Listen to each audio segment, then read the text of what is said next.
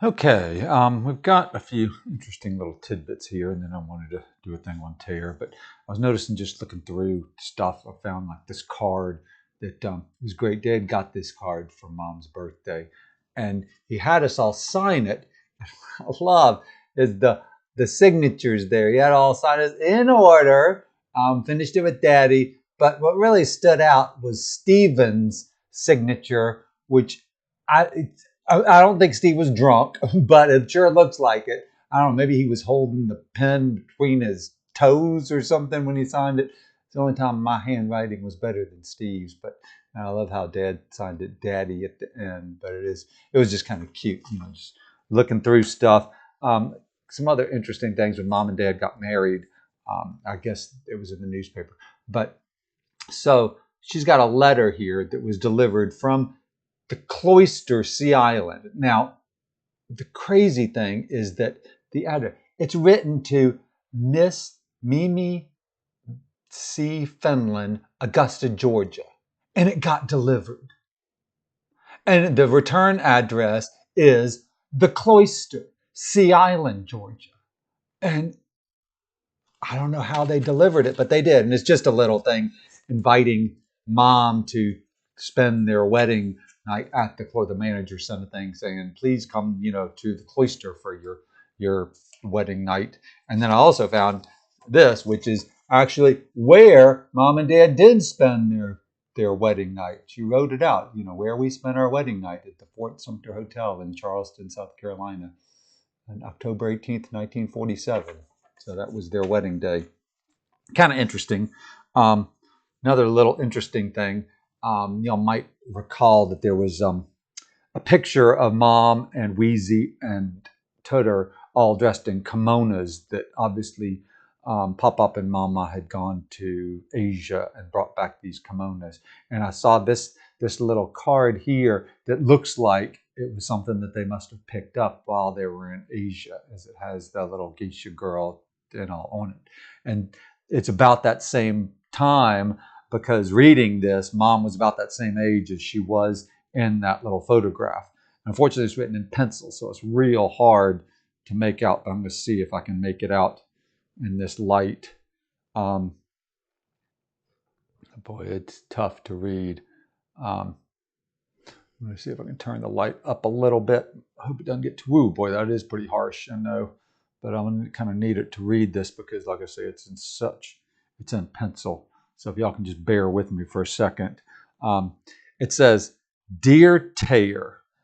Tare was Pop-Pop's sister, who I never really knew her, but it is interesting as far as who was Tare. And Mom wrote, Dear Tare, I think that the candy something, I can't figure out what it is, candy something set is the cutest thing. I have never seen any like it, and there are little skates, and the little skates are darling. I am going to put them in the dollhouse when Mother down. Brings it down. Wheezy wants to put it on her knick-knack shelf, but I won't let her. For Christmas, I got a big doll, and she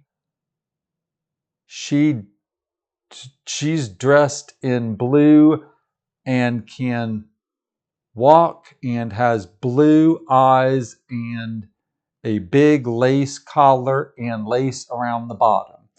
And while I was sick, I got a whole lot of flowers. I know Mom was sick for a long time, so this must be just after that. Mother may go to Atlanta with Daddy Sunday, and they are coming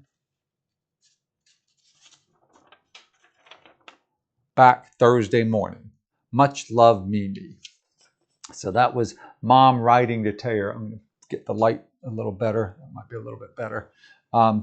And if you want to know who Tare was, I found this thing on Terrence Louise Battey.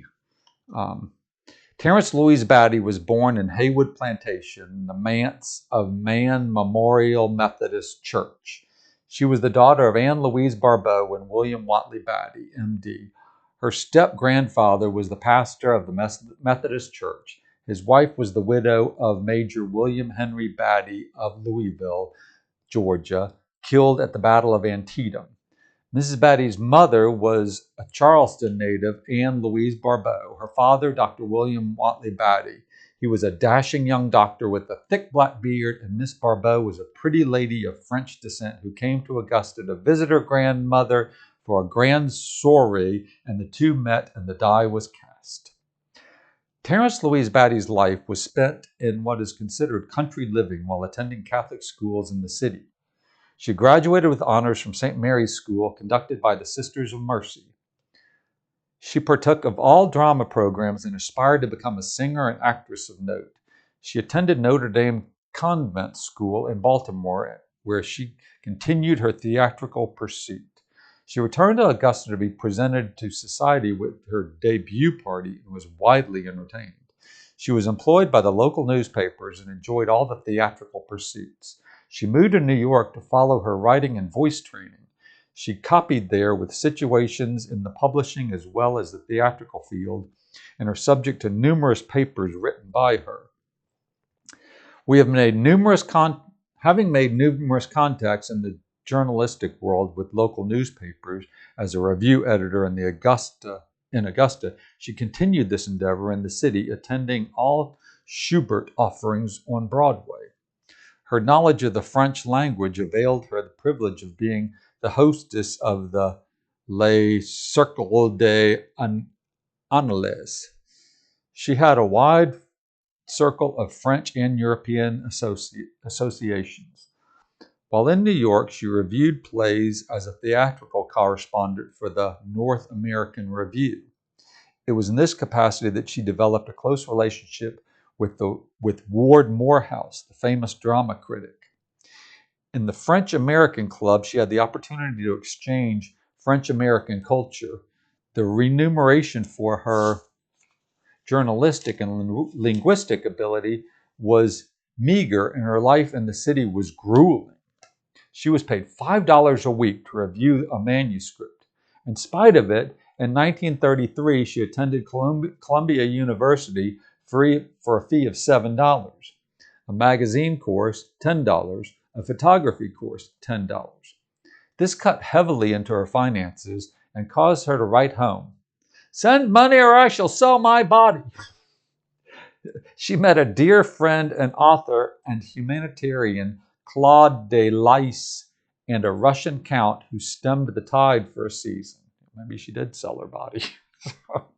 She ended her stay after many voice lessons and becoming discouraged with her operatic career with this quote, "They stoned and starved the poet, and how it makes me laugh to see them bring a ton of gold to buy his autograph." Okay. Terrence Louise Battey returned home to Augusta to make many contributions. She was a devoted aunt to her nieces and nephews. Terrence had been a member of the Paint and Powder Club, so it was natural for her to become a charter member and the first president of the Augusta Players. She was second president of the Richmond County Historical Society. It was through her efforts that the Ezekiel Harris House was saved from destruction. Terrence was a vibrant member of the Widows' Home Board, serving in many capacities. She was responsible for a historical booklet of Augusta, taking it through 6 editions for the colonial dames in the state of Georgia and distributed over 2,600 copies. The death of her beloved brother, Louis L. Battey, in World War I brought about an American Legion post in his honor, in which she was very active. She served hundreds of hours in hospitals as a Gray Lady during World War II, bringing comfort and care to many wounded. Terrence Louise Battey lived out her lifespan in caring for the elderly of her family and many others who were in need. I feel it can be said of her, "Well done, my good and faithful servant." So that is who Terrence Louise Battey was, otherwise known as Tare.